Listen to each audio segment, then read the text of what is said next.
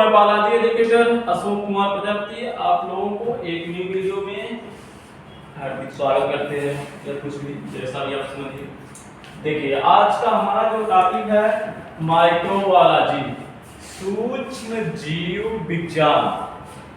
ठीक है, सूक्ष्म जीव विज्ञान या माइक्रोबायोलॉजी या इसे हम कहते हैं कीटाणु विज्ञान भी कह सकते हैं।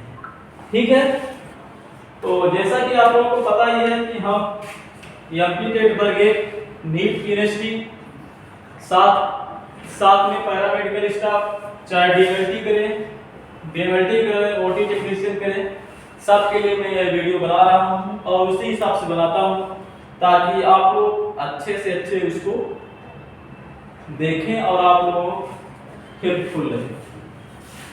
तो चलते हैं आगे। आज का हमारा जो टॉपिक है माइक्रोबायोलॉजी यानी सूक्ष्म जीव विज्ञान या कीटाणु विज्ञान। तैयारी कार्य मतलब ऐसे माइक्रो ऑर्गेनिज्म जिसे हम नेक आई से नहीं देख सकते।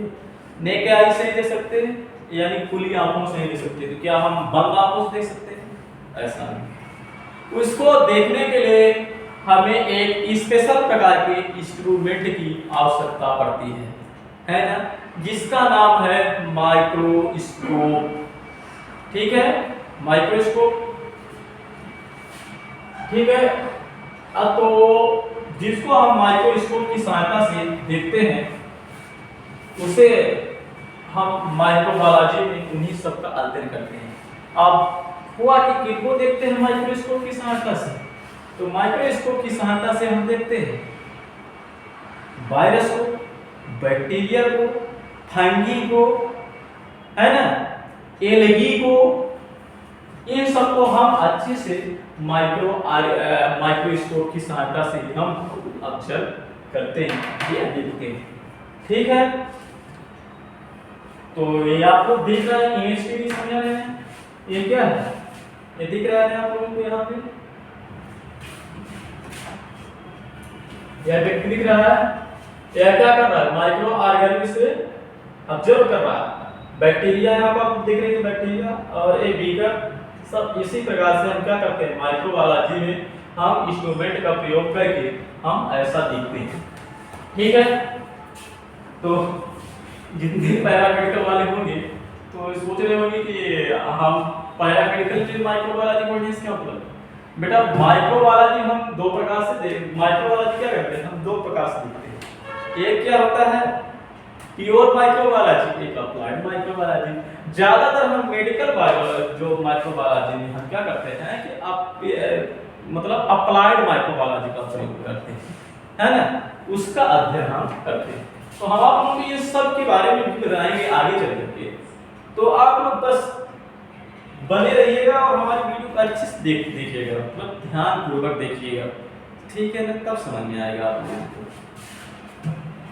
ठीक है, तो microbiology is branch of science that deal with the study of micro organism which are so small. यानी हमारी जो माइक्रोबायोलॉजी है ये साइंस की वह ब्रांच है जिनमें हम माइक्रो ऑर्गेनिज्म और व्हिच स्मॉल, जिसमें छोटे छोटे जो है तो हम माइक्रो ऑर्गेनिज्म का हम अध्ययन करते हैं। ठीक है ना, that the cannot see with naked eye। आप लोग बता चुके हैं उसको हम नेक आई से नहीं देख सकते, खुलो आंख से नहीं देख सकते। तो कैसे देखते हैं? माइक्रोस्कोप की सहायता से देखते हैं, है ना। ठीक, cannot only seen by the help of microscope, यानी हम माइक्रोस्कोप की सहायता से हम देखते हैं। ठीक है, अब अगर इसको हम वो करें माइक्रोबायोलॉजी का, देखिए संरक्षण का किसे कहते हैं? माइक्रो मतलब सूक्ष्म, बायोलॉजी मतलब जीव विज्ञान, बायोलॉजी क्या है? जीव विज्ञान। यानी हमारे क्या मतलब सूक्ष्म जीव विज्ञान जो होता है उसको हम माइक्रोबायोलॉजी, उसके नाम से लॉजिक उपलब्ध है। ठीक है, आगे हम चलते हैं। Micro organism micro organism found in must everywhere in nature like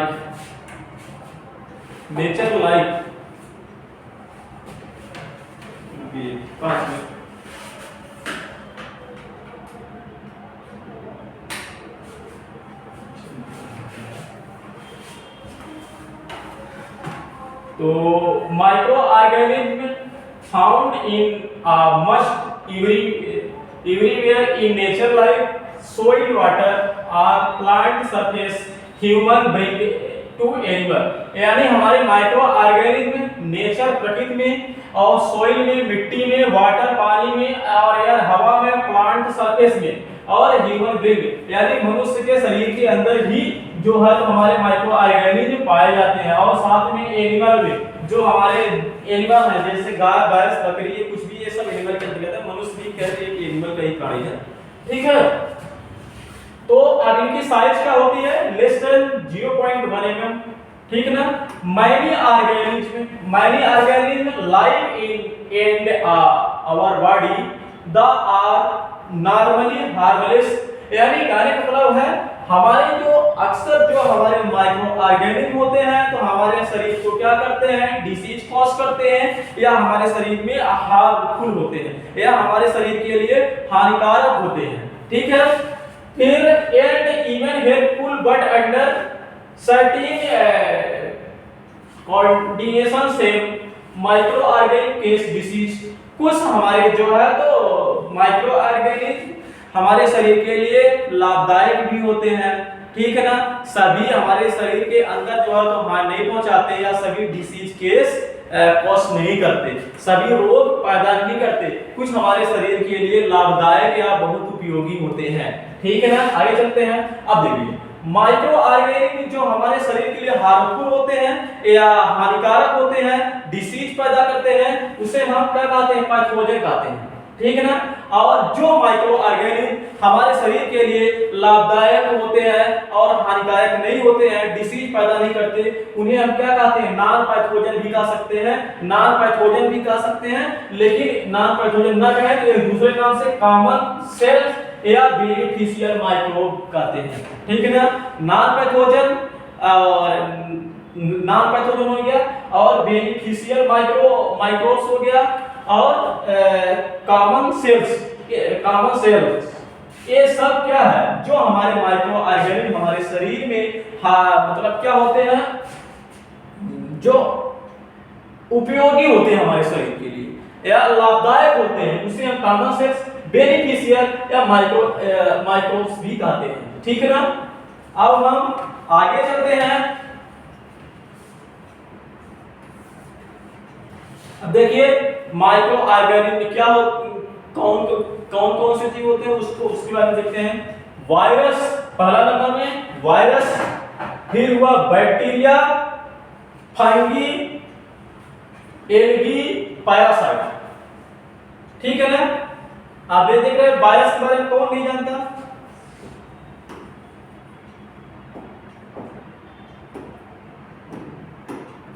ठीक है, वायरस के बारे में अभी हम लोग कोविड-19 से ही उभरे हैं है ना 2019 में, आज फिर 2026 में गया है।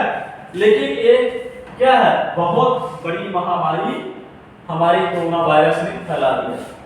ठीक है ना, तो हमारा वायरस हुआ, फिर बैक्टीरिया हो गया, फंगी हो गया, एल्गी हो गया और पैरासाइट हो गया। अब देखिए वायरस, अब हम बचपन से ही पढ़ते आ रहे हैं हमारा वायरस सजीव और निर्जीव के बीच की कड़ी है। यानी हमारे वायरस में दोनों लक्षण प्रेजेंट होते हैं, चाहे सजीव को हो चाहे निर्जीव की हो। अगर वायरस को होस्ट से कोई मिल जाती है तो सब वायरस क्या करता है सजीव जैसे कैरेक्टर्स, लिविंग जैसे कैरेक्टर्स प्रदर्शित करता है। यदि वायरस को कोई सेल लिविंग सेल नहीं मिलती है तो ये निर्जीव हो जाता है, ये निर्जीव जैसे अपना मतलब क्या लक्षण प्रदर्शित करता है। ठीक है, अब फिर हुआ बैक्टीरिया। बैक्टीरिया क्या है, बैक्टीरिया मोनेरा जगत में आता है ना, जो हमारे आरएच विटेगा साहब जी थे तो पंचजगत का वर्गीकरण किए थे। तो मोनेरा, प्रोटिस्टा, है ना, फंजाई और मैमेलिया, ये सब क्या थे, उसका मतलब 5 जगत का वर्गीकरण किए थे। ठीक है ना, उसके बारे में बात बताएंगे, फिर आप मैं जगत के वर्गीकरण करना होगा हम बता दूंगा। तो बैक्टीरिया हो गया, बैक्टीरिया किस में आता है, मोनेरा में आता है और प्रोकैरियोटिक जीव में आता है। ठीक है ना। फिर फंगी, फंगी ए मल्टीसेलुलर है, एल्गी हो गया, यूनिसेलुलर हो गया, और ए पैरासाइट, पैरासाइट भी यूनिसेलुलर होता है। ठीक है ना। तो वायरस, वायरस कौन से लोग, वायरस में का कोई सेल प्रेजेंट नहीं होती, वायरस ना तो सजीव है ना तो निर्जीव, इसमें सेल एब्सेंट होती, कोई भी सेल नहीं होती, है ना। एक बार हम क्लास में और पढ़ा रहे थे, बोले कि वायरस कौन सा है, मल्टीसेलुलर है या यूनिसेलुलर है या प्रोकैरियोट, मतलब क्या है, प्रोकैरियोटिक है। तो एक ने बोला कि मल्टीसेलुलर, बोला यूनिसेलुलर। तो वायरस बेटा कोई से किसी प्रेजेंट नहीं होती, है ना। तो वायरस में वो प्रेजेंट क्या होता है, जेनेटिक्स मटेरियल प्रेजेंट होता है। जेनेटिक्स मटेरियल में कोई डीएनए होता है या कोई आरएनए, दोनों में से एक ही प्रेजेंट होता है, चाहे डीएनए हो चाहे आरएनए हो, दोनों प्रेजेंट नहीं होता। ठीक है। फंगी, फंगी मशरूम भी हम लोग खाते हैं, फंगी की ही प्रजाति है मशरूम। ठीक है ना। एल्गी, एल्गी हम जिसे गांव में काई कहते हैं। ठीक है ना। हम लोग तो काई कहते हैं, आप लोग जो भी कुछ खाते हो आप लोग भी जानेंगे। ठीक है ना, एल्गी। फिर पैरासाइट, पैरासाइट जो हमारे शरीर के अंदर पाए जाते हैं, ये पैरासाइट हो गए। ठीक है। अब हम देख चुके हैं माइक्रो ऑर्गेनिज्म। आगे चलते हैं कैरेक्टरिस्टिक। अभी आप लोग जैसे बताए हैं माइक्रो, प्रोकैरियोटिक और यूकैरियोटिक। प्रोकैरियोटिक मतलब जिसमें पुरानी सेल पाई जाती है, यूकैरियोटिक जिसमें नई सेल पाई जाती है ना। फिर यूनिसेलुलर मतलब एक सेल एक कोश की, मल्टीसेलुलर मतलब बहुकोश की। फिर है एरोबिक, एरोबिक मतलब जिसमें ऑक्सीजन की प्रेजेंट में जो क्या करे, ग्रोथ करे, उसे एरोबिक कहते हैं।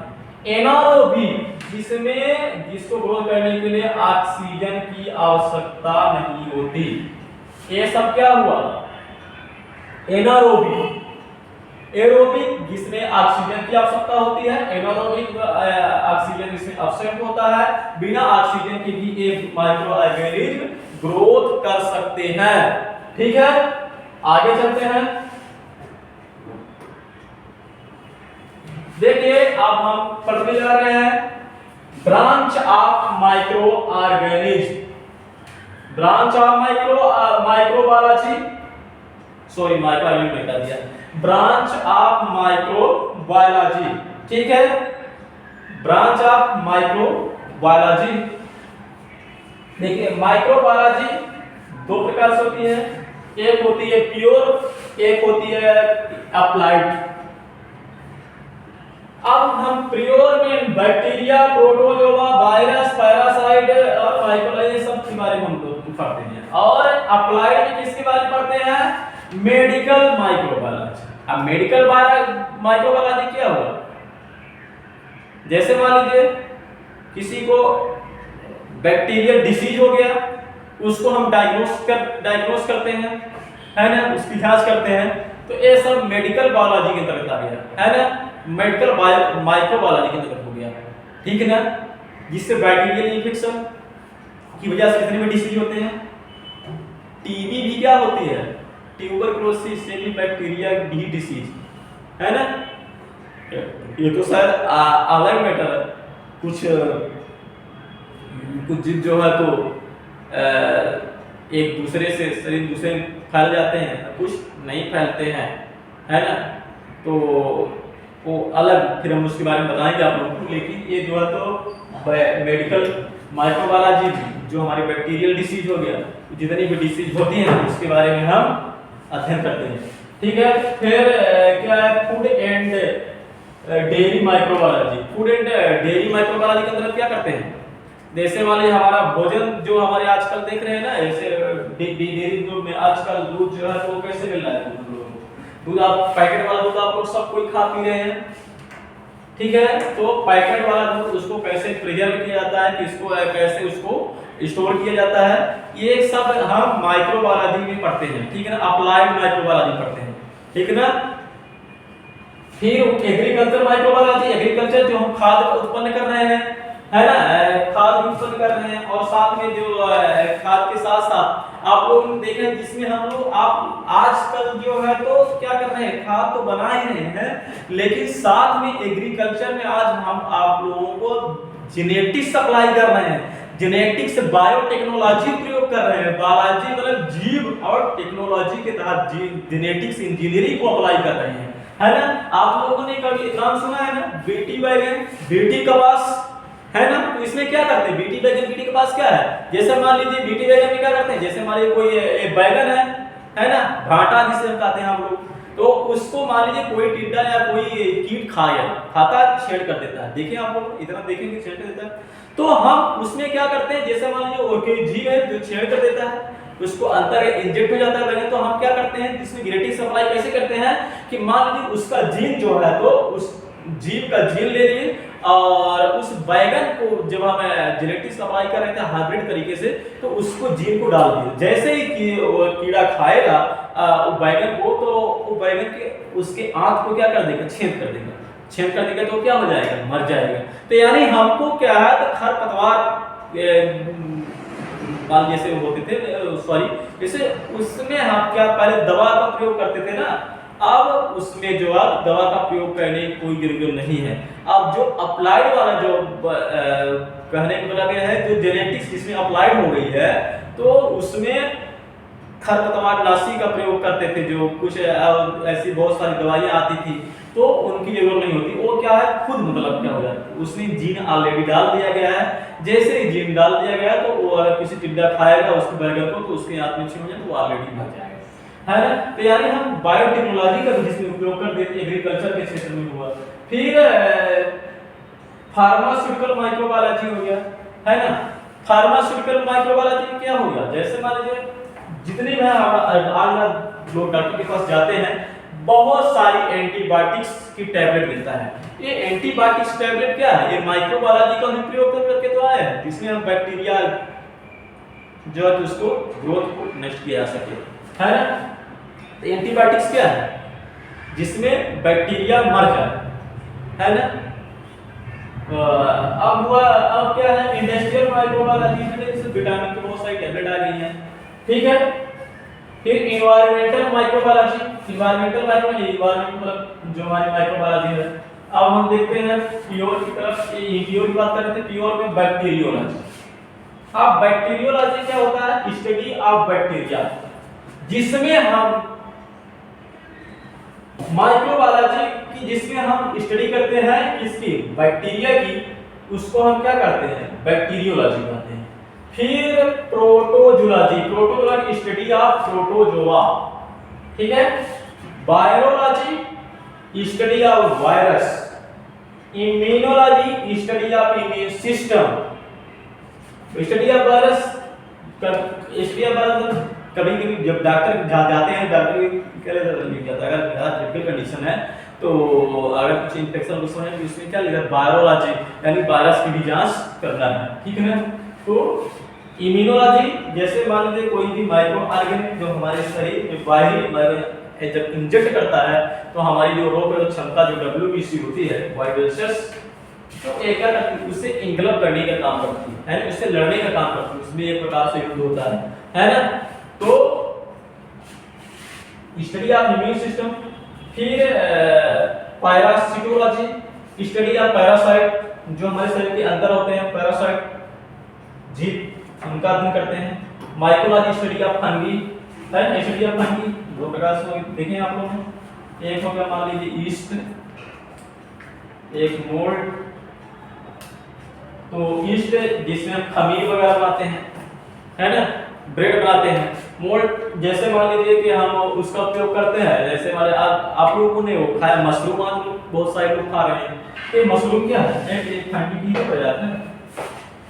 आगे चलते हैं, अब हम आते हैं कैरेक्टरिस्टिक्स की तरफ, लक्षण की तरफ। कैरेक्टरिस्टिक्स में मतलब क्या हुआ, टाइप ऑफ सेल हम आपको बता चुके हैं। प्रोकैरियोटिक, प्रोकैरियोटिक मतलब होता है पुराना सेल, यूकैरियोटिक मतलब होता है नया सेल। ठीक है, अब हम टाइप ऑफ सेल में जाते हैं। Always unicellular. अब प्रोकैरियोटिक है तो ऑलवेज हमेशा क्या होता है, एक कोशिकी होता है। यूकैरियोटिक क्या होता है,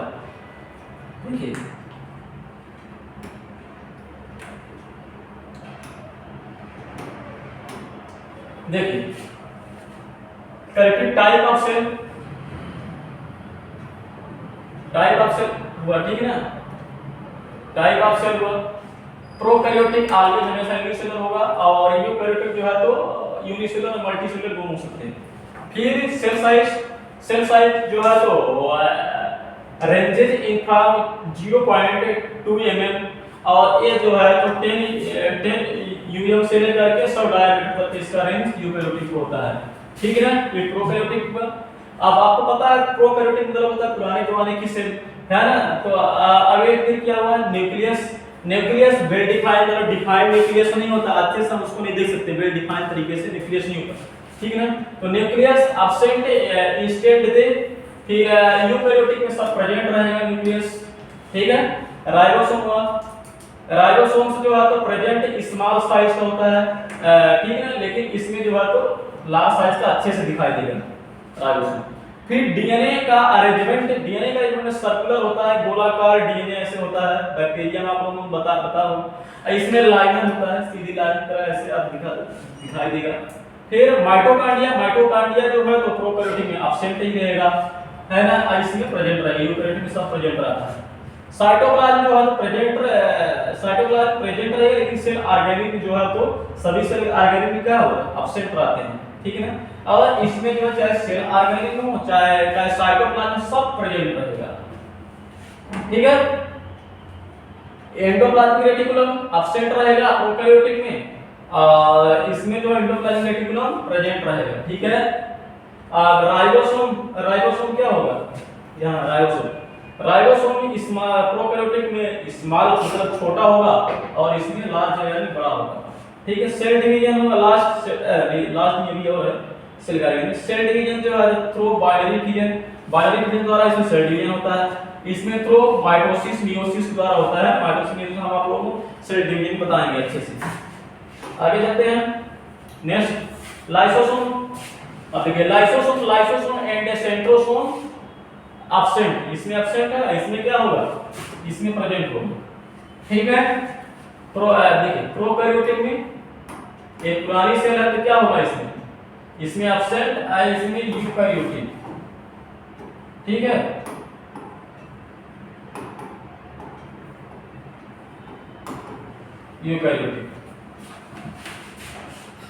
यूकैरियोटिक में प्रेजेंट होगा। देखिए अब रिप्रोडक्शन असेक्सुअल, इसमें असेक्सुअल होता है, इसमें बोथ सेक्सुअल एंड असेक्सुअल दोनों होता है। ठीक है, एग्जांपल के लिए बैक्टीरिया, प्रोकैरियोटिक में क्या होगा, बैक्टीरिया हुआ, यूकैरियोटिक में क्या हुआ, यूकैरियोटिक में मान लीजिए कि इसमें प्लांट भी हो गया, प्लांट के साथ एनिमल, प्लांट एनिमल मल्टीसेलुलर जितने जीव हैं वो सब आ गए। तो धन्यवाद।